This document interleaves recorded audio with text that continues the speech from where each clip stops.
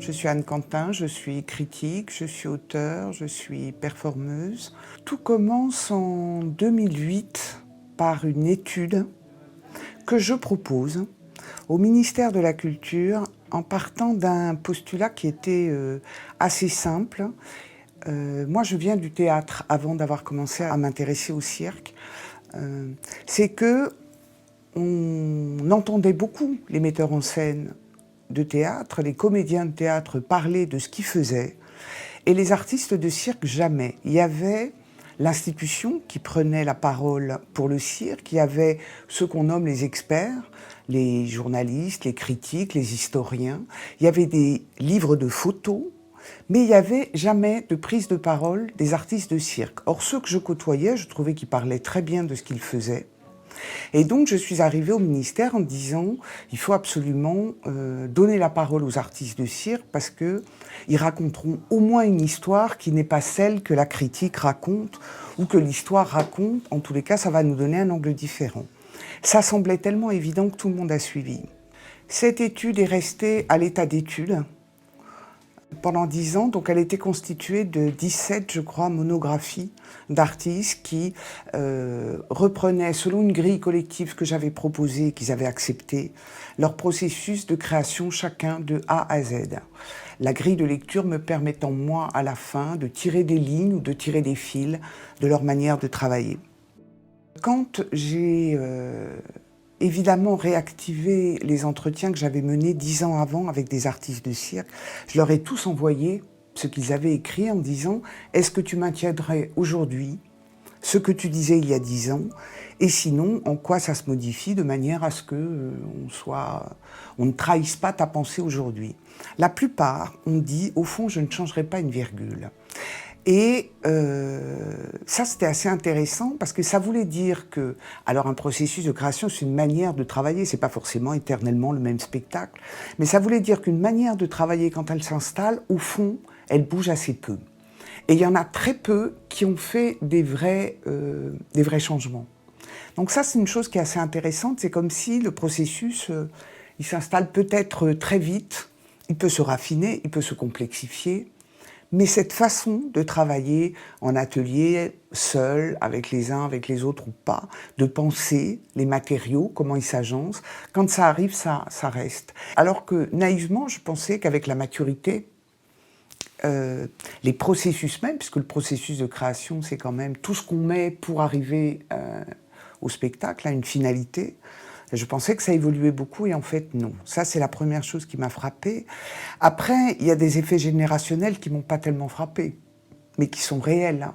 C'est-à-dire qu'entre cette première génération, au fond, là, en 2008, je m'intéressais à une génération qui avait fait le cirque contemporain, qui avait donné son label à ce cirque et qui donc était encore très travaillé par ses filiations, qui avait coupé le cordon, qui l'affirmait haut et fort, une génération de gens qui étaient tous auteurs de leur spectacle. Enfin, il y avait beaucoup de convergence avec les débuts de la danse contemporaine en France. Donc chacun était auteur de sa propre histoire et surtout pas de père et encore moins de père du cirque traditionnel.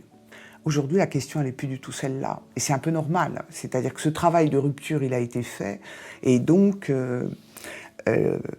aujourd'hui, on parle plus volontiers d'un cirque, du cirque, avec, je sais pas comment dire, ces paysages. Un paysage qui serait plus traditionnel, un paysage plus contemporain.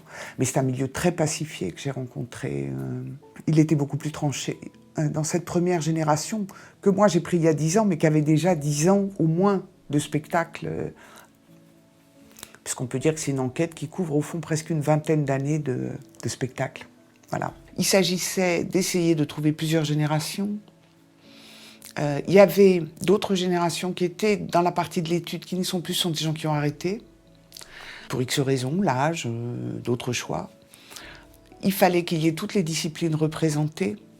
Il fallait tenter une parité qui pour moi a été essentielle et que je ne suis pas très sûre d'avoir totalement respectée, ça me fait très très mal.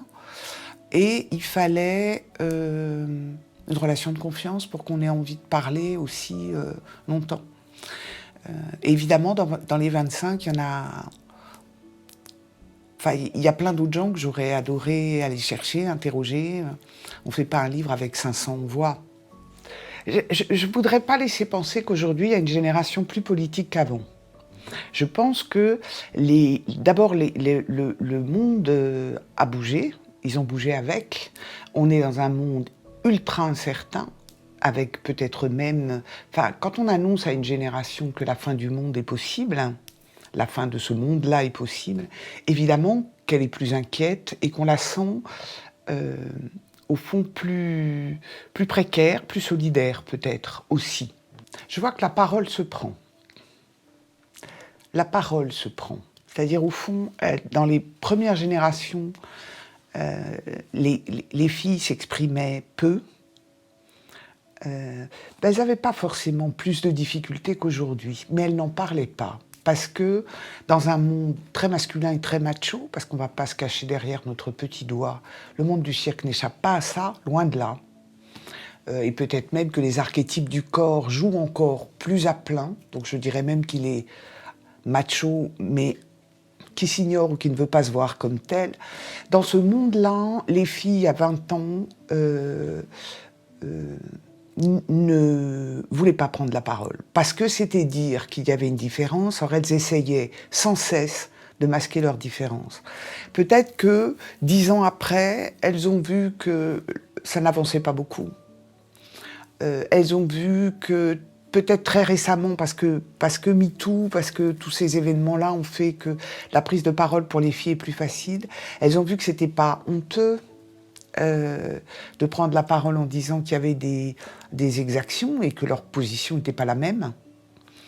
Et elles l'affirment plus volontiers. Et la question des genres, par exemple, c'est une question très contemporaine dans le cirque. On ne parlait pas du tout du genre. Les filles tentaient de se battre pour avoir les mêmes moyens de production, elles ne les avaient jamais. Les filles tentaient de se battre pour exister en haut de l'affiche, elles ne l'avaient pas. Aujourd'hui, je dirais que c'est plus insidieux, elles se battent différemment et peut-être qu'elles sont mieux armées aussi en tous les cas pour prendre la parole, encore que. Quand j'avais proposé la grille que j'avais proposée, qui était au fond, c'est quoi créer ? Donc je m'étais dit, il y a forcément un début, il y a forcément une fin, ça là-dessus on va être à peu près d'accord, on risque de pas être très d'accord au milieu, mais je vais essayer de trouver, je crois qu'il y avait 50 ou 60 questions qui pourraient me permettre, moi, de mettre ces paroles les unes à côté des autres. En fait, c'est juste pour faire jouer les paroles et qu'elles existent, en la possibilité de comparer les paroles par rapport à un commun. Et ce commun, c'est un référentiel de langage. Et ce référentiel de langage, ils ont tous joué le jeu. Donc effectivement, ça arrive très vite. C'est-à-dire que, oui, c'est beaucoup une question de langue. Et c'est un vocabulaire qu'ils n'ont pas en commun. Il n'y a pas de réel vocabulaire de cirque, à part un vocabulaire très technique qui consiste à dire « là, je fais telle figure ou telle passe, et pour se comprendre, il faut qu'elle soit nommée ». Sinon, dans les manières de faire, il n'y a pas du tout de vocabulaire. C'est un vocabulaire qui est emprunté au théâtre, qui est emprunté à la danse, qui est emprunté à la musique. Il n'y a pas de vocabulaire de cirque dans le processus de création. C'est des gens... C'est des gens qui pensent vraiment. C'est-à-dire que si je repars au début de l'histoire, où c'était des gens qui ne parlaient pas parce qu'on pensait quand même que c'était des gens de corps, c'était des gens puissants, c'était des gens performants, mais enfin bon, la parole c'était du cerveau, et on pensait qu'au cirque il n'y en avait pas beaucoup. Moi, en cheminant, je me suis rendu compte qu'il y a du fond, incroyablement du fond. Toute génération confondue, et je le dis sans aucune démagogie, ils m'ont pas payé pour le dire, et que c'est une heureuse surprise de voir qu'ils structurent énormément leurs propos. J'ai pris aussi peu de gens très jeunes, parce que la structuration se fait quand même avec les années. J'ai tenté un panel des plus jeunes aux plus anciens, mais en vrai, il y a très peu de gens qui débutent. C'est compliqué pour quelqu'un qui débute d'arriver à décrypter ce qu'il est en train de faire. Mais quand même, quoi, c'est très structuré, c'est très pensé, les enjeux existent tout le temps. Et cette question des enjeux, moi, j'y suis très sensible parce que parfois, dans les spectacles, on se demande où ils sont. Et pour moi, c'est la première question, c'est pourquoi tu es là ? Et c'est une question qui se pose tous. La tentative que moi, ou en tous les cas le rôle que je me donnais, c'était de tenter d'extraire du faire de chacun pour tenter d'en faire une interrogation collective. La question du cercle, c'est moi qui l'ai posée. La question de l'espace, c'est eux qui l'ont posée, bizarrement. La question du cercle, quand on a commencé à travailler, plus personne ne travaillait en cercle. Quand on a commencé cette étude en 2008. Et j'étais étonnée que ça reste un fantasme ou que ça reste une dimension du cirque qui n'expérimentait plus, mais qui était pour eux la donnée fondamentale du cirque. La question d'écrire dans cet espace c'était une question qui était complètement pas défrichée, et je suis même pas très sûre qu'on l'ait énormément défrichée. Et du coup, la question du cercle, elle est intéressante. Je reprends la définition qu'en donne Mathurin de cet espace en 3D. Parfois, il manque dans la promotion un aérien, un collectif, un membre de duo. Et donc, on désigne beaucoup les gens pour l'agrès qu'ils vont faire. Ça, c'est vrai que c'est assez étonnant, mais c'est pas si étonné que ça quand on voit tous les stéréotypes qui sont balancés. Pourquoi les gens qui font de la corde sont toujours un peu fins, pourquoi les porteurs sont toujours comme ça et ils sont jamais portés. Ben, ça commence là. Si on disait à un type un peu costaud, un peu balèze, ben non, tu vas être en talons aiguilles tout le temps et tu vas être porté. On aurait vraiment d'autres formes de cirque et je les attends avec impatience.